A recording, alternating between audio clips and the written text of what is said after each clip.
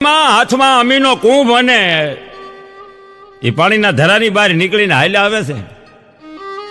એટલે ખોડવાતા પગે જ્યાં બહાર આવે છે ત્યાં તો એ છઈએ બેનું બેઠી હતી એમ બોલી, જો આ હવે જાનબાઈ નહીં, હવે તો એ ખોડી આવી એમ કરીને થોડુંક માર્મિક હસ્યા. એટલે માતાજીને દુઃખ થયું. પણ આવડમાં બોલ્યા, ખોડી એટલે તો બેન તું ખોડિયાર કહેવાય, તું અમીનો કુંભ લઈને આવી. ભાઈને એમ કહેવાય છે અમૃત પાય ને એમ કહેવાય છે કે મેરેખિયાને બેઠો કર્યો, હજી બની કર્યો. આ આવળ માએ કીધું કે એ બેન, કામ અમે કરશું, હું કરી અને નામ તારું થાય.